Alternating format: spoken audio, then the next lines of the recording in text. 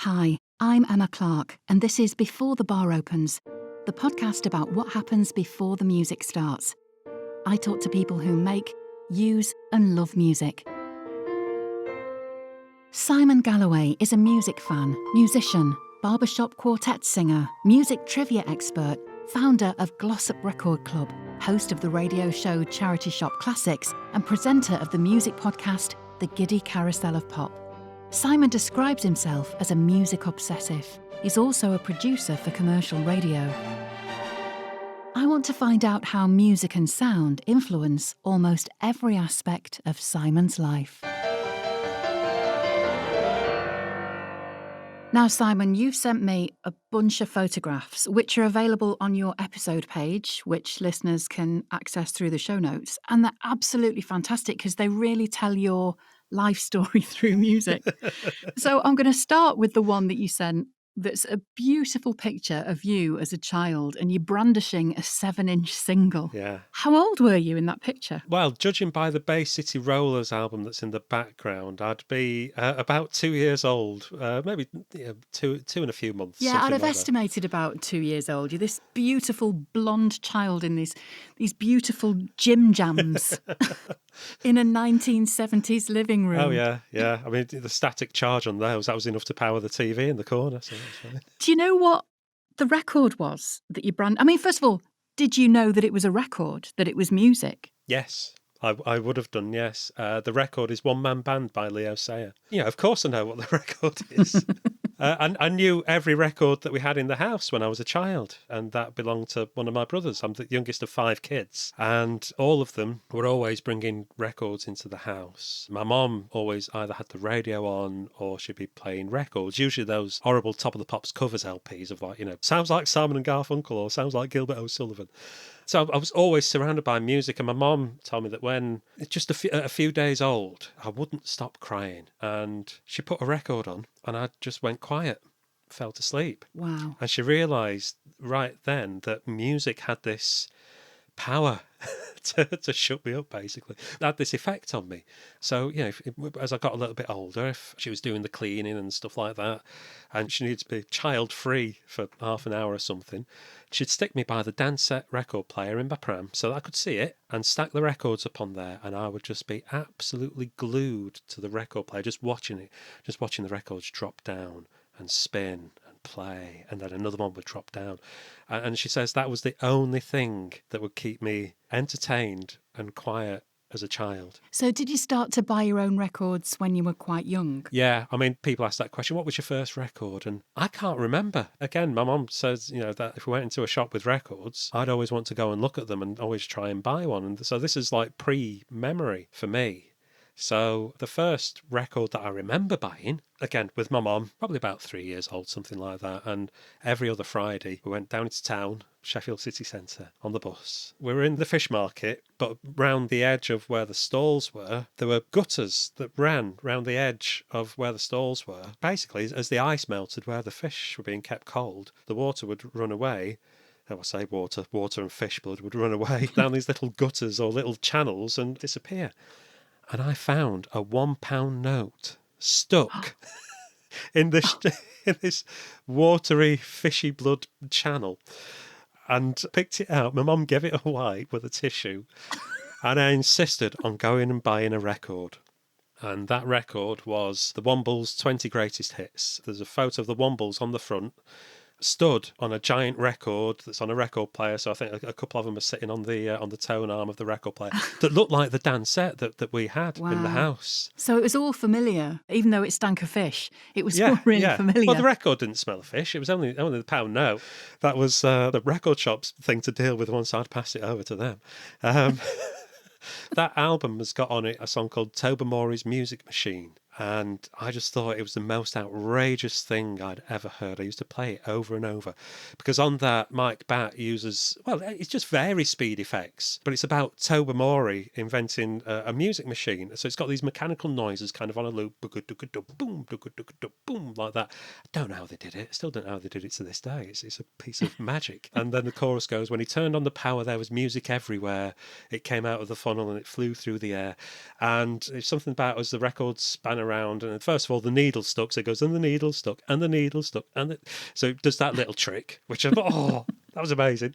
And then there's one bit where it goes slower and slower, so it's doing the very speed things, go blah, blah, blah, and then it goes faster and faster and faster and faster. And now when I listen to it, I know that it's tape vary speed, because it actually takes a couple of seconds to settle back into its original speed, kind of like a bit of tape lag. But again, I just thought this was just so outrageous that you could do this. And I think it's that song, along with this love of music that was there from day one, that song predicted my whole future. So thank you, the Wombles. Thank you, Fish Stall. And the Fish Stall as well. I would have got there eventually.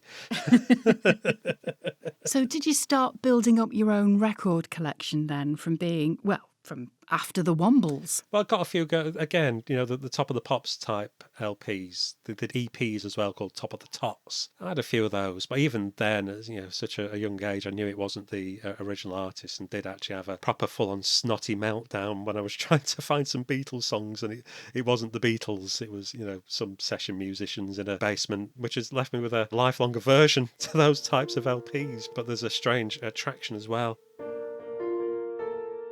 Even as a small child, music was influencing Simon as a listener and a fan, but also defining his place in a family that loved music.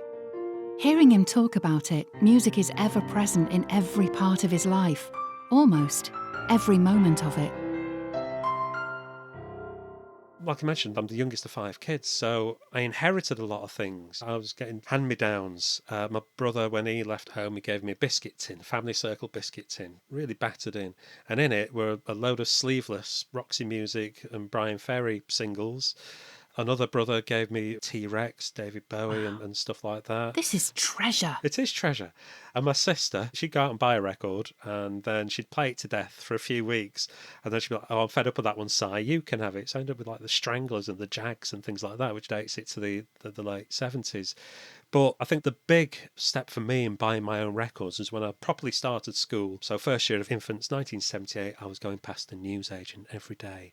And in that newsagent was a carousel of ex-jukebox singles. So 7-inch singles that used to be in pub jukeboxes up and down the land. And then when the records were changed over, the records would be taken out and sent out to newsagents and petrol stations and things like that. And they got that big hole cut out in the middle so that it could fit onto a jukebox. So from the age of like 5, I was buying something pretty much every week. For Christmas 1978, my brother bought me a little record box that held 50 singles. And there was 2 singles to start me off, A Taste of Aggro by the Barron Knights and the Smurfs Christmas single in picture sleeve. Yeah, get that one, record collectors. But by the end of the year, Christmas 1979, I'd filled that box with records from the newsagent mostly, but that was when I was starting to actively go out and choose what I wanted. So I was getting things like Patti Smith, Squeeze, Jerry Rafferty. Started buying my own Roxy Music records instead of just relying on the scratched hand-me-downs. I've never known a life when I haven't bought records. Have you still got all those records? Yes and no. 1 or 2 of them. Some of them are lost over the years, but when I was 16, my entire collection was stolen whilst I was on holiday with my parents, and got back to find that somebody had broken into the house.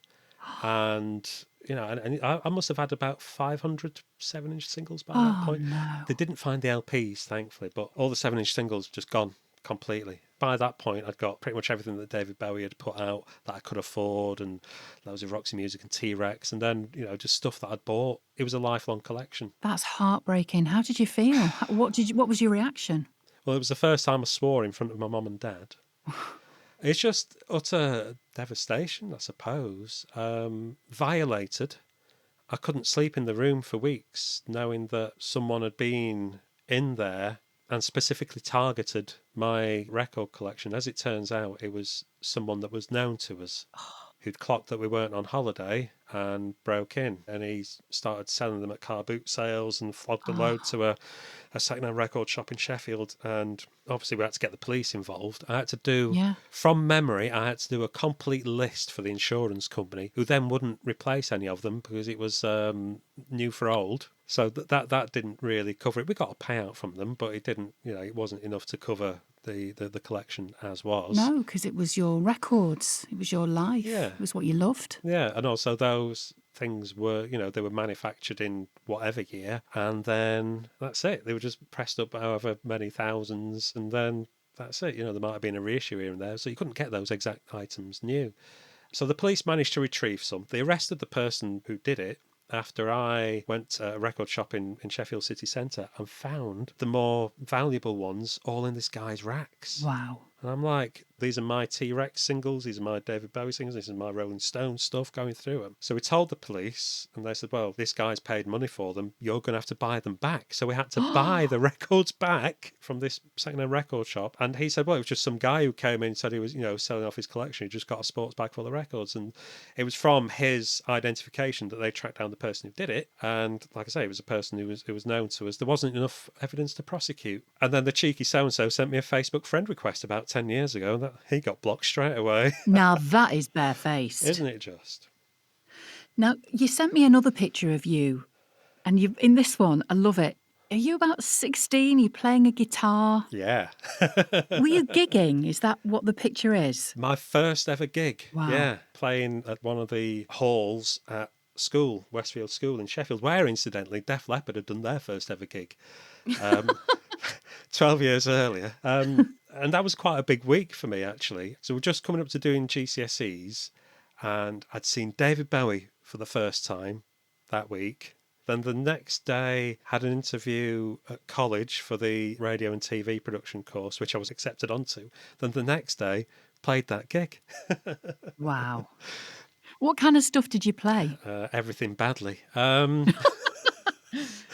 Because we were all self-taught, apart from Chris, who played keyboards, and he had lessons. He was up to a certain grade in keyboard. And initially I was the singer, but I wasn't very good. So we were kind of like casting around for someone to fill that role. And it was when we got the singer in that kind of changed the dynamic of the band, not the sound of the band, because the sound of the band was just noisy anyway. 4 or 5, 15, 16-year-olds just clattering away. What was the name of the group? Wasting Asset. Love it. Yeah.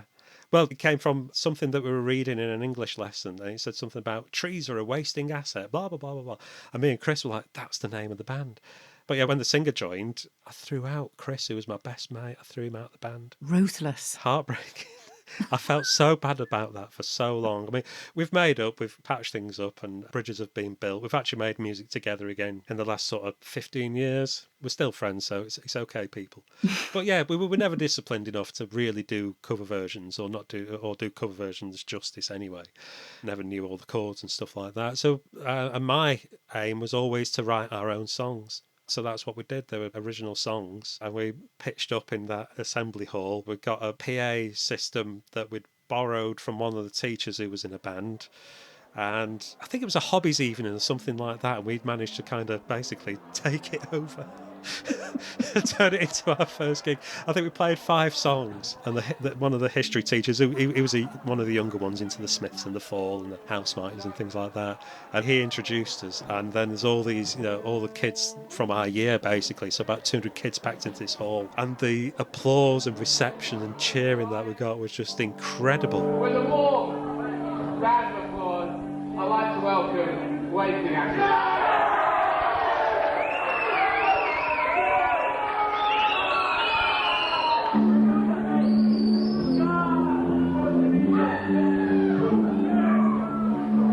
And so we played these handful of songs, and actually we sounded quite competent on that. We'd probably been together for about a year or so at that point.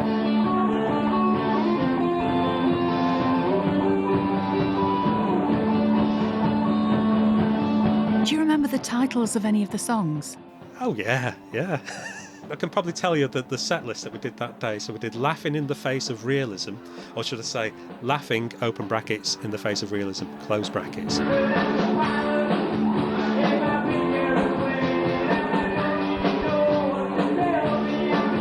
We realised that because it was about somebody who was taking drugs to achieve an altered state of mind, so they didn't have to deal with the realities of everyday life. Profound. We realised actually many years on, this was something that me and Chris were discussing, that actually he was laughing in the face of an art movement. Yes. Yeah. And it should have been laughing in the face of reality. And then there was I Get the Shivers, more like a 60s throwback sort of thing. Then there was Cuts Like a Razor, one that we never had a title for, so which was called Jobby 2. It was just like a word that we used at the time. And then we finished, because everybody wanted another song, and we're like, oh God, we've done all the songs. So we did a cover of the Beatles' Helter Skelter, as filtered through the U2 version that they did on the Rattle and Hum film. Now, you won a competition in the NME to go travelling around Europe. So how did that come about, and how did that experience influence you? Well, that was the NME pop quiz. That was when I was at university. And so a few mates got together and we entered the local round, which is in the Students' Union building. So we won the local round, and then we're at the final above the garage in Islington. Wow. So this was a national competition? Yeah, it was a national competition. They went round probably 15 universities, because I think there were 15 teams in the final, and went and bloody won it, which was amazing. So we each got an Interrail ticket, and I was the only one out of the 5 of us who actually went off Interrailing. So that summer, me and my girlfriend checked into youth hostels dotted around Europe, walking down the Champs-Elysees. Oh, look, there's a Virgin Megastore. Let's go in that one. And, and I wanted to go to Montreux in Switzerland, because that's where David Bowie and Queen had recorded, and it's where they used to do the jazz and the various music festivals from there. So we had a trip out to Montreux. I mean, there's nothing much there, but it's where Deep Purple, Smoke on the Water, is about. Well, the Smoke on the Water is the casino in Montreux burning down. I didn't know that. There you go. It's all about the local reference, you see. Yeah. And so just going around these places in Germany, Switzerland, my knowledge of music, looking at where recording studios were, where David Bowie had recorded and Brian Ferry had recorded in Switzerland, and just from reading sleeve notes, and it kind of, you get all these place names in your head, and then you actually have an opportunity to go to some of the cities that that they would have at least, played shows there and stuff like that. So yeah, it was a real kind of eye-opening trip, and I made 3 C90s, 3 mixtapes, as people seem to call them these days, to listen to on the trains as we were travelling round, whilst reading the same edition of Mojo magazine for a month, something like the top 100 albums ever or something like that. And one of the albums was Odyssey and Oracle by the Zombies. And I didn't know the album, but I was just absolutely fascinated by this. It was only probably 100 words about it.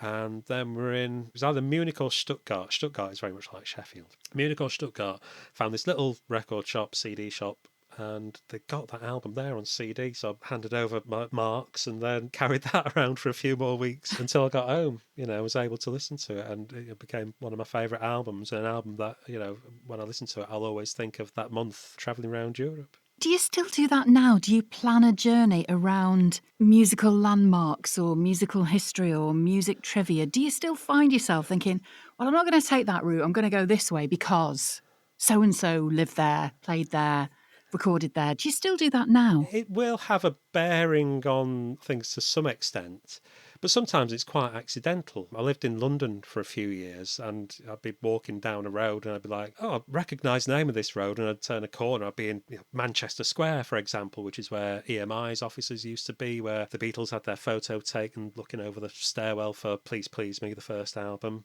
David Bowie lived just round the corner from there with his manager for a time in the late 60s, finding the Ziggy Stardust phone box and things like that. And so some of it was just accidentally, I find myself on this road, well, let's just go down here. I mean, another example of that is a few years ago, we went staying in North Wales on Holyhead, and we're wandering around there, and we kept getting glimpses of this lighthouse. Oh, you can have tours around the lighthouse. That's cool. Let's go and have a look around that. We climbed the spiral staircase into the top, and we got this guy who's giving us a talk about it all. And he was saying, if any of you are music fans, you might recognise, if you look that way, so this is back inland, just a few hundred metres, there's a little building on top. And he said, if any of you are familiar with Roxy Music's album Siren, that's in the background. And the rocks next to the lighthouse is where Jerry Hall was dressed up as a mermaid and had her photo taken. I'd have loved to have seen your face in that moment, Simon. Well, he said the 1973 album Siren by Roxy Music, and he was incorrect. It's 1975. Did you correct him? I resisted the urge. I've learned how to resist those urges. But I so wanted to correct him. But that was quite accidental. Simon reached a point in his life where being a fan wasn't enough. He wanted to start his own projects and take a more active role in his own love of music. He wanted to use these projects to develop and deepen his love for music. And instead of enjoying music being something he mostly did on his own, he now wanted to share it with the world. Now, you set up Glossop Record Club. What led you to do that? And how did you manage to do it? Because it's a huge thing now. Yeah, I mean, it's been going since 2013. It was quite a long time, quite a long gestation period, and a few things that fed into it. I guess the first of those would have been, going back to the mid 2000s and getting my first MP3 player and thinking that this is a wonderful thing. I can have 20 gigabytes and put so much music on. I mean, 20 gigabytes at that time was bigger than the storage on my computer. So I was, just filling it full of all my favourite music. And then I thought, I can just put this on shuffle, like my own radio station sort of thing. And that's what I did. And at first it was amazing. And then probably about 5 or so years later, I was almost losing interest in music, and just something wasn't right, and I really couldn't put my finger on it because I was doing a long commute at that time as well. So I was probably doing 3 hours of shuffle a day, and it sounds like a dangerous substance, doesn't it? And then I was on the train one day. I was having to go up to Preston. It just suddenly struck me, I'm there listening to the music and it's just shuffling past my ears, several thousand songs, don't know what's coming next. I'd become passive in the whole music listening process. I wasn't choosing the things, it was choosing it for me. I wasn't listening to full albums anymore. It was all broken up. And I kind of realised, actually, this is why I'm kind of like musically confused and lost, because things have just been shuffled ad infinitum. I just don't know where I am anymore. And that was a kind of real moment where I thought, that's the problem. I must start listening to full albums. And so that's what I did from that point on. A little bit of shuffle here and there, but mostly listening to full albums. And then a couple of years later, my turntable had broken and I wanted to get it fixed and got it all sorted out, got it set up in the living room, and I went and got Roxy Music's Avalon album and I put it on. And just the whole ritual of getting the record out, putting it on the turntable, putting it on, because I'd lost that. I'd just been listening to stuff on the MP3 player, taking control of it and being part of this ritual again. I'm not a format snob, but I do like records. Yeah. It's just a format that I love. And I thought, God, I can't be the only person who's experienced this being lost musically and losing that connection with albums and with your record collection and with who you are musically. And so that's where the idea came from. And I just slowly started, investigating, is there anybody else doing this sort of thing? How do they do it? Talked to some guys in Shipley who'd not long since set up a record club there, who were really helpful, and just chatting to them about how they run things. And then it was just a case of finding a venue, and then launched it on the month of my 40th birthday. So I think I was just emerging out of my musical midlife crisis. And that first event, I'd been living in Glossop for a few years, but because of working quite a long way from Glossop and having to commute a lot and just a busy family life, I hadn't really made any friends locally. So there were no mates or anything there that first night to support me or anything like that. I just got a kind of casual agreement with the Labour Club to use their snug every second Thursday. Managed to get, a little bit of local press out of it, some nice cheesy photos of it in the newspaper. And then Twitter, Facebook, and then put it out there, and I thought, well, whatever happens, happens. So nervous that first night. We did 1973 because 1973 is the year that I was born, and my favourite album was made in 1973, so I was going to play that, Roxy Music's For Your Pleasure, which was also got a local connection to Derbyshire because part of the album was written in Derbyshire. Brian Ferry stayed at a friend's cottage, finished off the songs and wrote some new songs there for the album, so it got that local connection. And then to try and get a bit of involvement and interest beforehand, I did a poll on the website I just went through my record collection, dug out all the albums that I got that were made in 1973, and just put them on there. So which one do you want to hear? Because the original idea was that we'd listen to an album, 40, 45 minutes, have a little break, listen to another album. And the album that won that vote was Stevie Wonder's Inner Visions. And I can't think of two more perfect albums to have listened to on that first night. But yeah, I was so nervous. There must have been about 25 people crammed into the snug. I was expecting kind of like 6 people and a dog, So I'm there with all these people in front of me. I'm like, oh God, trying to put the record on, and my hand's shaking so much that I nearly kind of just dropped it onto the record. But once the music started playing, it's that you give yourself over to the music and just switch off from the outside world, which we don't get to do very often. And to unplug from the digital world. Yeah, and then the turntable, the focal point, it just sounded fantastic. And people were just sat there and they really got the idea of it and went along with it and really enjoyed it. And then there was a discussion and stuff afterwards and making suggestions of what he could do. And people were so enthused by it. It was like, my God, this worked. This is amazing. I mean, really, with that first event, I achieved what I set out to achieve. So, I could have just said, well, that's done. Right, okay, move on to the next thing. But yeah, it's been going since 2013, and there's kind of a real community that's built around it, and a lot of friendships have been made around it as well. And the idea is that it is a community thing, that it's not just about me, some bloke and his record collection showing off, look what I've got. It's never been about that. It's about encouraging other people to go through their record collections and bring something that they want to share, because there's some other record clubs like to get along, a musician who is involved in the album or a producer or things like that, which is all well and good because that helps, people who are running that as a business, it helps them sell tickets and people get to meet a musician or whatever, their favourite musician. But my thing has always been about the people who are bringing the records, and it's about their stories. It's about why they like that record, their memories of that record. Because one of the albums that we played, it was a lucky dip night where you don't plan what's going to be played. Everybody brings an album and then you just draw one out at random. And one of the albums that got pulled out was the Proclaimers' Sunshine on Leith. And I was a bit, I'm not sure about that. But then the guy who brought the album talked a little bit about it, and that his dad was from Scotland and from Leith, that the Proclaimers was one of his dad's favourite bands and how it became one of his favourite bands.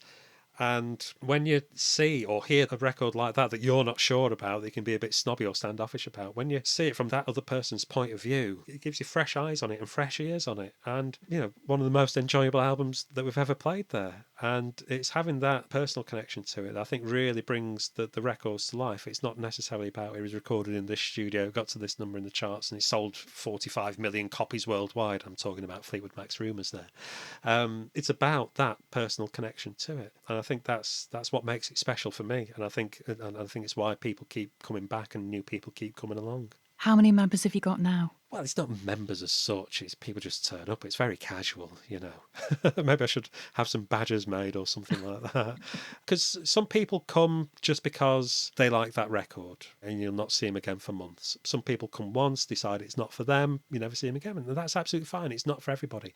The first time you go to something like that, you probably do feel like a bit of a Charlie sitting there. It's like, I'm in a room full of strangers. Nobody's talking. We're all listening to... It's a new experience, isn't it? It's a different kind of experience. Yes. To what we're used to at the moment in our current society, isn't it? It is very much so. And particularly when I ask people not to talk through the records and not to use their phones, that's the most difficult part, trying to stop people from using their phones. Do people do that? Do people respect those boundaries? Some do. Some like to look up information about the record that's playing, and some people will just be WhatsApping the mates. There's only so far you can push that, They're not paying to be there. They've come down, it's a night out, and, they've seen some mates and stuff. But pretty much everybody respects the listening to the album part of it. There's one guy who comes, and sometimes we'll do something where, as part of the introduction, we might play 3 or 4 songs from different things before the full album.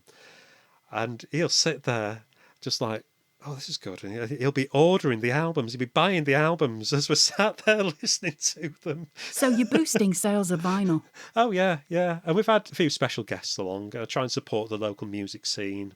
One of my friends runs a record label, so I got him down to talk about the record label and play a few records. And he's become part of that community as well, and kind of spreads out from there. He's got friends who come along and stuff like that. And I said about, not having special people down and stuff like that. But when Marquis Smith died from the Fall, a couple of our regulars are big Fall fans, and one of them has interviewed quite a few members of the band, and so just casually mentioned to them that we were doing this thing. I mean, there's been a lot of members of the Fall. I think there's been something like about 50 odd. So if you're in a room of middle-aged blokes, you're probably never too far from a member of the Fall. They walk among us. They do walk among us. Well, one of them's the local postman, that's Ben, and the other one, Funky Simon Wollstonecroft, is a bit of a Manchester music legend, but they both came down, and we didn't announce that they were going to be there, but we've got a lot of people come down that night who'd never been before and kind of wanted to share in the celebration that we were putting on. But just having these two guys there, and they just said a little bit about their time with the band and talked about some of the songs that they played on. And people who'd come down were absolutely made up that these guys were there and they could have a little chat with them and stuff like that. So we didn't, like I say, wasn't making a big deal out of it. But we've had David Hepworth down, who was part of Smash Hits magazine, launched Q magazine, Mojo, has written several music books now, was a presenter on Old Grey Whistle Test and stuff. And yeah, he got a new book out, and he just tweeted, I'm doing a little book tour. If anybody wants to, interested in hosting me, then get in touch. So I did, and he came down. It was brilliant.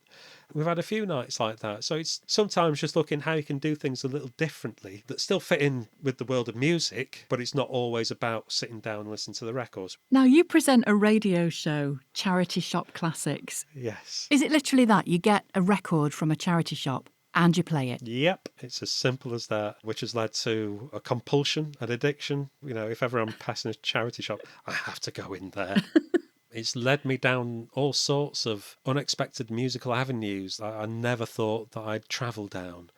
Before doing Charity Shop Classics, I never owned a James Last album. I didn't have you down as a James Last fan. Well, I'm not in any way whatsoever. But when you go in charity shops, you do find a lot of James Last, Jim Reeves, Klaus Wunderlich, all sorts of Scottish dance bands and all these sorts of things. And you start getting curious about what's on them. When the good stuff starts drying up, you start getting a little bit curious. What is actually on these albums? Why did people buy them in their millions? And why are the charity shops full of them? Yeah, that's the bigger question for me. Why do they give them away? Yeah. Well, the older generation, whether they're getting rid of records or, sadly they've passed away and it's, relatives clearing out the house or whatever. I think that certainly accounts for a lot of the stuff, like classical and easy listening and things like that. I've always had a bit of a soft spot for easy listening, and I found inadvertently as I was going around the charity shops that I was recreating the combined record collection of my childhood household. I was going to ask you if that was what you were actually doing. I wondered that. It took me a while to realise, but I totally am doing that. I have no issues with ABBA anyway, but you find ABBA in charity shops. I've started buying them. I find the Carpenters. I mean, Karen Carpenter's the voice of the womb, but buy that stuff and play it on the show. And Gilbert O'Sullivan. Just find all these things. It's like, well, my brother had that and my sister had that. And it just suddenly dawned on me one day. So there is that kind of air of comfort about it, and that kind of Saturday evening family entertainment feel. That's the kind of thing that I go for anyway. But you throw things in there that kind of might go a little bit left field. And certainly now that the vinyl revival, vinyl's coming back into it, and everybody's cottoned onto that. And I think the vinyl revival was a very manufactured and cynical thing, and I think it's jumped the shark. But what it's led to is charity shops in particular thinking that they're sitting on things that are more valuable than they actually are. They're trying to charge £25 for a knackered old Slade album, and it's like, you're insane. Or Words by F.R. David on 7-inch single, half price, £5. It's like, no, not even at half price am I going to buy that. But the bargains now are on CD, and as people are switching to streaming, you're finding a hell of a lot of CDs in charity shops, and they're practically giving them away. 10 pence each, 25 pence each, 3 for £1. And they were about 15 quid, weren't they, exactly. when you got them new? Yeah. I've got a stack here next to me, the Scissor Sisters' first album. Still got the original price sticker on, $13.99 at HMV. Well, I bought it 3 for £1, and it was only because I found two things that I wanted, and it's like, oh, I need something else. Oh, I'll get that, stick that in there. So I'm finding more recent, that's nearly 20 years old, but for charity shop classics, that's recent. So it increases the diversity of the music that you play. I played that Scissor Sisters one from 2004. Then after that, I played a big band track from 1937. So it's about getting that contrast as well. And it's got a really good following on Twitter and Facebook, Twitter especially, because what we do is while the show's going out, whether it's live or pre-recorded, we tweet out photos of the actual CDs or records or sometimes tapes that are being played on the show at that moment. And people just join in and they reply to it. Oh, this reminds me of so and so, or this is ridiculous. What are you playing this for? And moaning about it, or I love this song, or that's a bit of a bargain, and all that sort of stuff. So it's got a really good community that's built around there. And so from that, a couple of years ago, we introduced something called Listener's Choice, because we noticed that quite a few of the listeners would go to a charity shop and then they'd post photos to us of what they'd bought. Oh, wow. So what we do is we get them to choose an hour's worth of their favourite charity shop finds, and then we just get them to record the links onto whatever device that they've got to hand, and then we string it all together and make a little 1 hour show out of it. How fantastic. So there's that community there. It's on a community radio station, and we're buying all the stuff in charity shops. So it really feels like all those things just fit together so well. It's such a lovely thing, and it really is, when I'm doing that on a Sunday morning, it's the highlight of my week. Music is front and centre of Simon's life. I wonder just how much it means to him and how much it helps him every day. Well, actually, every hour of every day, every minute of every hour, every day. Now, this is a massive question. How does music make you feel? It can make you feel lots of different things, and it depends on your mood at the time. You can have different reactions to the same piece of music. Certainly with the stuff that I'm choosing for Charity Shop Classics, I have enormous fun choosing that. So I always feel a little bit giddy, particularly if it's Herb Alpert. So just something about that Tijuana brass that makes me a little bit giddy, especially if there's a lot of trombone on there. That's an instrument that makes me feel giddy as well if it's played in a certain way. I always like to try and discover new things. And even if it's a piece of music that's old, it might be new to me, or something that I already know and finding something different about it. So I'm always curious about music. Sometimes a piece of music can catch you unawares and reveal feelings that you've maybe been suppressing or were bubbling under. For example, my mum passed away a few years ago. And it was a good 6 months or so after she died where I sort of felt like I was moving out of the grief a little bit. And we're just getting ready to go out for a walk on a Sunday morning. And I put on a Glenn Campbell album. And I can't remember what song it was. It might have been Try a Little Kindness or whatever the opening track in the album was. And I didn't think anything of putting on that album. And I put it on and I immediately burst into tears because it was a song that we'd listened to on family holidays. It just floored me. And I think, things had obviously just built up and I just needed to have a damn good cry. And it just caught me at that moment. I was putting away something in the fridge and I just sat there for a good 15 minutes just having a damn good cry. So I think it can help actually, with something like that, help process your feelings without you knowing that they needed processing. Now, what would your life be like without music? Empty. Both emotionally and also, physically in the space that I'm in. Because You must have a lot of records, a lot of CDs, a lot of tapes. Let's not even talk about it. I'm starting to worry for the floorboards in the house. Yeah, it would be empty. It would be quiet. And I'm not a person who fears silence. There's some people who can't handle silence at all. Sometimes you need silence in your life, whether that's time to think or just time to just be. I tend to find that if I'm listening to music, I'm listening to music and I can't do anything else at the same time apart from if I'm in the kitchen. And then, I'll stick on Absolute 80s or something like that and dance around with a wooden spoon to whatever the 80s classic they're playing at that time. I think I wouldn't know as much about the world. I wouldn't have as much knowledge about whether it's art or places, films, books. Music is how I understand the world. It's how I make sense of the world. It's how I interface with the world. Everything I do, I can always trace it back to some sort of musical origin to it somewhere if I dig deep enough. It's how I make my friends. Life would be very empty and boring without music.